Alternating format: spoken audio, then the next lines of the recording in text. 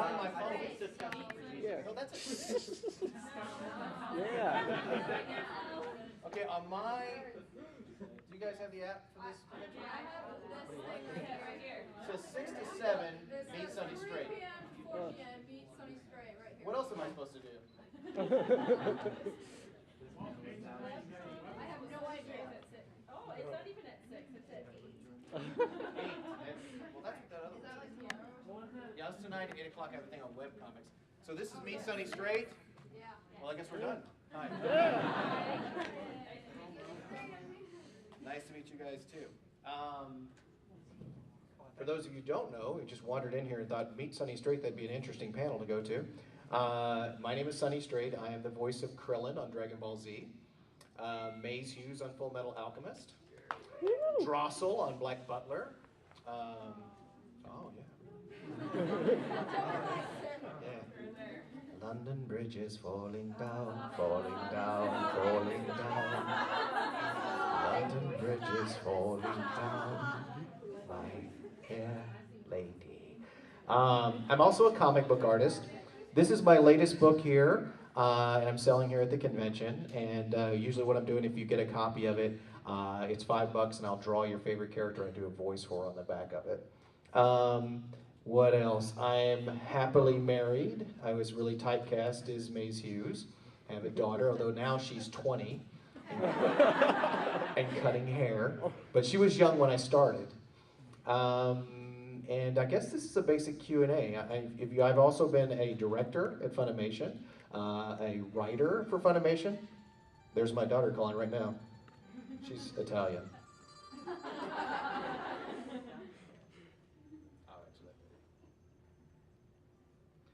So if you guys have any questions, I'll be happy to answer them. No? Thank you very much. This is a very easy panel. I'll see you guys later at the con. Here's what happens. If you do not ask a question in my class, I go through every person in this room and make you ask a question. Mm-hmm. Okay, so if you feel heroic and you want to save... Hang on just a second. Hello? I did. Hey, let me call you back later, okay? Okay, bye-bye. Yeah. So, any other questions? Yes, in the back. Right now, it's Usopp. And I never thought I would say that, but lately he's been doing some really, really cool stuff, you know? And he's like, there was one scene, he was just crying, and he was angry and humiliated and everything, and I was recording it, and I was crying while I was doing it. And I was like, wow, that's never happened. So, this goofy character with a long nose who looks like a clown has actually moved me more than any other character.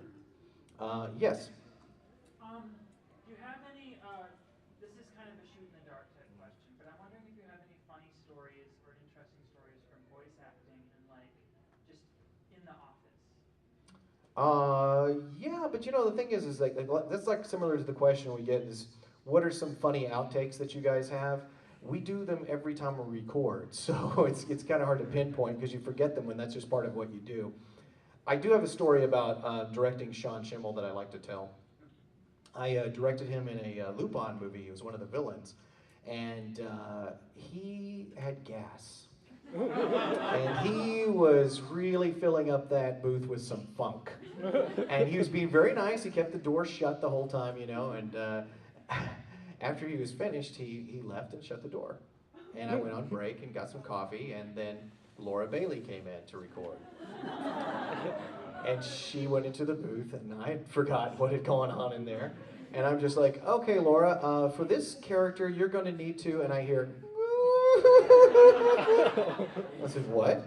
She goes, what is that smell? And I went, oh my God, get out, abort, abort. And she said, what was it? I said, ooh, Sean had gas in there. And she's like, oh. And I told Sean about that the next day, and he said, yes. You have to respect that kind of evil. So, does that answer your question? The story? Booth story? There you go. How long have you been voicing Usopp? I've been doing Usopp, wow, 5 years maybe now? We did it right after 4 Kids did it. You like the 4Kids version? No, I'm saying Funimation saved it. Oh, well, the Japanese had a problem with what 4Kids did too, and I think they were just trying to Americanize it, which Funimation is guilty of as well. We've done that a lot of times, trying to Americanize stuff. We stopped doing that about 10 years ago. But before that, you know, like Dragonball Z was all about Americanizing a show from Japan. Luckily, it was kind of a Western show anyway. But Japanese did not like where it was going. They had Funimation do it, and what they did was they had Funimation audition and pick what they thought were the top 5 voices for every character. Then they sent the recordings to Japan, and Oda actually had a hand in casting us. So it's the one part, if you don't like the way I do it, I say, I don't give a shit. Because, excuse my language, I'm not kid-friendly half the time. Because the creator of the series says that's what they hear in their head. It's hard to beat that. Any other questions? Yeah? Did you like being in Brotherhood or the original Full Metal Alchemist series more? Any excuse to play Hughes. Any, I love doing Maes Hughes. You know, that was a weird part too, because like, he dies, right? And I'm unemployed for a while. And a lot of people said, did you cry when he died? And I said, yeah, I didn't have a job. But he died, and then Mike calls me up, Mike McFarlane, one of the directors of the original series, and said, hey, we need you to come back and do some more Hughes. And I went, what is he, a zombie? What's going on here? He's like, no, he's, it's not really him, you know, it's one of the homunculi, how do you say that? Yeah, I still don't understand. Posing as him, and I said, oh, that's cool. So I did that, so I got to kind of do an evil Hughes for a bit. And then I thought, okay, that's it. Now I can mourn this character. I'm never doing him again. And I get a call from Mike again, say, hey, we need you to come in and do some more Hughes. And I went, really? Is there somebody else posing as him? And he goes, no. It's a movie. And I went, oh, badass. You know, it's so cool. He said, yes, so, he said, but he doesn't have a daughter. I went, what? How's he Hughes without a daughter? Yeah, and he doesn't have a wife. He doesn't, what? And he's a Nazi. Okay. How is this anyway remotely Hughes?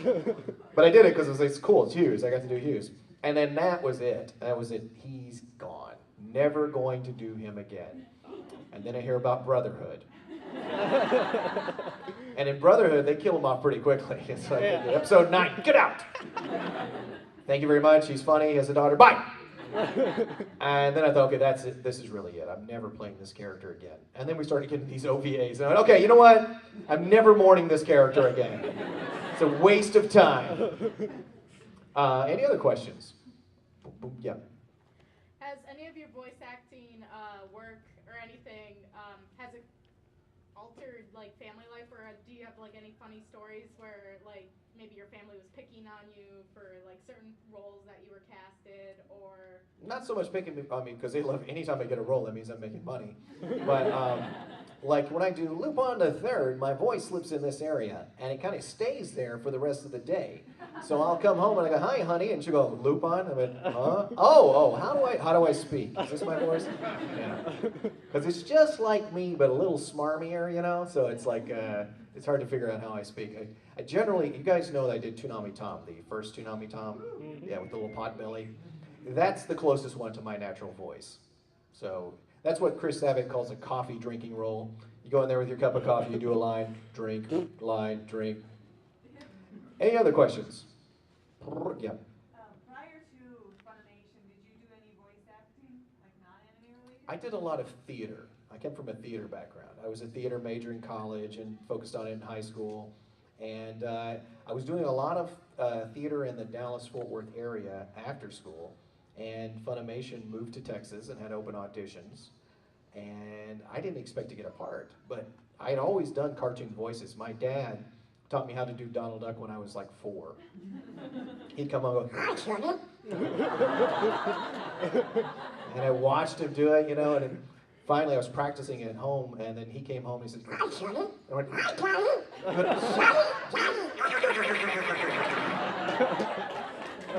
so I was always doing these cartoon voices, but I lived in Texas, you know. I did not want to move to LA, so the chances of me being a cartoon voice actor were none. So my plan was to be a theater professor. And I went to school, majored in theater, And then I started drawing comic books and got my first comic book story published, and I dropped out of college and focused on that. And I did that for about 10 years, and then I really got the acting bug and started doing some more theater, and that's when Funimation moved, and I got the part for Krillin. That's a really long way to tell that story. Any other questions? Yes? Whose voice did you think was more difficult in Dragon Ball Z?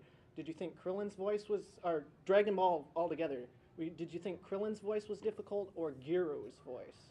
Giro? Yeah. That's very easy. That's just a trick voice like this. Giro, Giro.